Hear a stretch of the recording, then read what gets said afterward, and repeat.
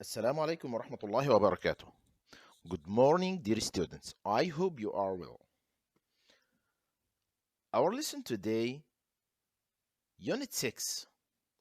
We will start Lesson 1, Reading, Telling Tales. Open your class book page 48 and 49. Let's start our lesson. Lesson objectives. At the end of the lesson, students will be able to skim a reading text to identify main idea, scan a reading text to identify the meaning of new words, practice the use of new words in a new context.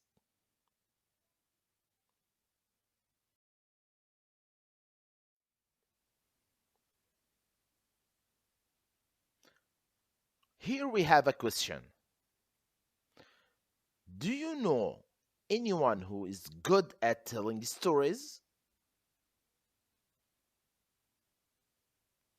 Who is it? And what stories do they tell?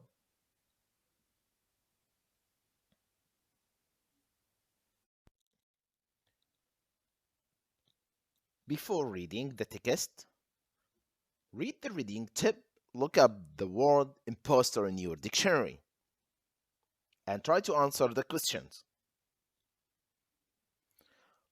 Question number 1. Why might a person decide to become an imposter? What sort of people might an imposter want to trick? And what punishment do imposters receive if they are discovered? To answer these questions, you should know the meaning of the word imposter. So I asked you before to use your dictionary to know the meaning. Stop the video and try to find the meaning of the word imposter by your dictionary and continue.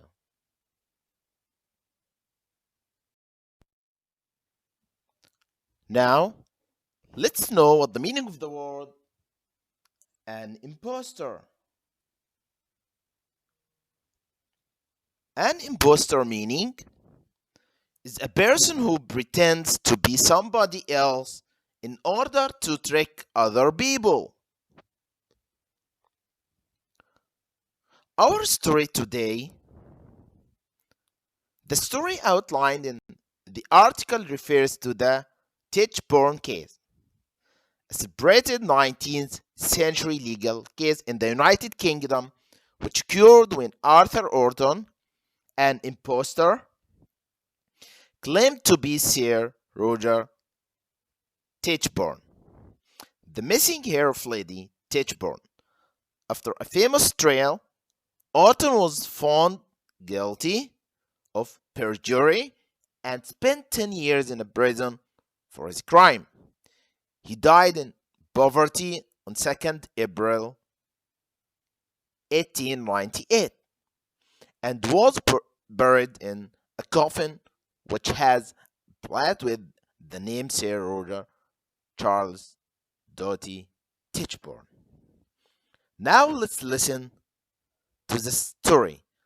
Open your class book page 48 and listen. Read and listen to the text. I'm your long-lost son. Over 150 years ago, a rich woman in England called Lady Tichborne put advertisements in newspapers around the world. They announced that she was looking for news about her son, Sir Roger Tichborne, who had been on a ship called the Bella, travelling back from South America in 1854. The Bella had sunk and all passengers were presumed drowned, but Lady Tichborne refused to believe that Roger had died. 11 years after the accident, Lady Tichborne received a letter from a lawyer in Sydney, Australia.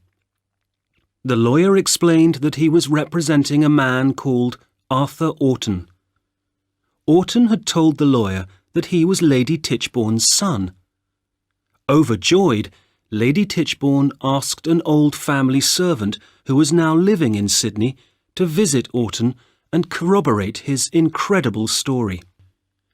The servant remembered a slim, dark-haired young man, but found Orton to be fat, with light brown hair. However, Orton could remember so many details about the family that he soon convinced the servant that he was Sir Roger. So Orton met Lady Tichborne in Paris. She was French and had taught Roger to speak the language fluently. When she saw Orton, she was so happy to have her precious son back, even though he looked rather different and couldn't speak a word of French. Lady Tichborne promised Orton that he would receive £1,000 a year. Once Lady Tichborne had accepted him, many other friends and family members did the same. However, several members of the family were dissatisfied with the situation, alleging that the man was an impostor, but Lady Tichborne ignored them. When Lady Tichborne died, Orton wanted to claim all of the family land and money from Lady Tichborne's younger son, Henry. The family hired lawyers to investigate him, and in 1874 there was a famous trial that lasted 188 days. Over 100 witnesses claimed that Orton was Sir Roger. However, the lawyers proved that Orton had been born in London, the son of a butcher. The jury found him guilty, and he was sentenced to 10 years in prison for his illegal behaviour. Many people who had supported him refused to believe the truth and started a protest in the streets of London. However, when he left prison in 1884, everyone had forgotten him.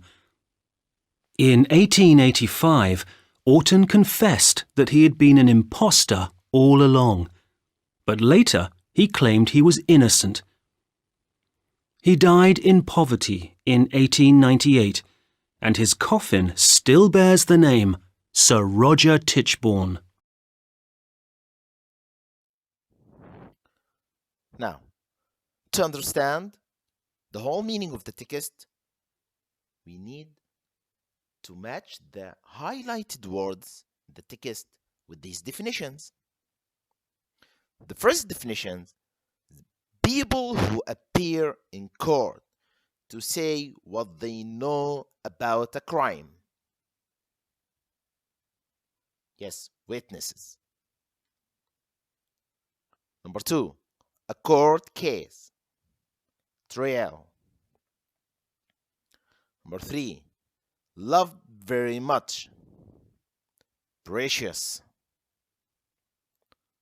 Number 4, very happy, overjoyed. Number 5, the 12 people in court who decide if a criminal is guilty or not. Jury. Number 6, admitted doing something wrong. Confessed. Number 7, the state of being very poor. Poverty. Number 8, made someone believe something. Convinced. Number 9, saying that someone has done something about having no proof. Yes, well done. Alleging. Number 10, to check a story. Corroborate. Giving a punishment. Sentenced. Died in the water. drowned. 13. Made something known to the public. Announced. 14. Gone down under the water. It's sunk. It's the past of the verb sink. S-I-N-K.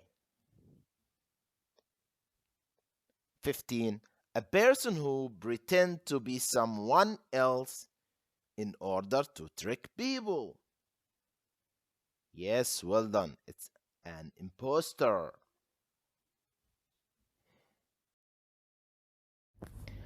That's all for today. Goodbye. Tomorrow again.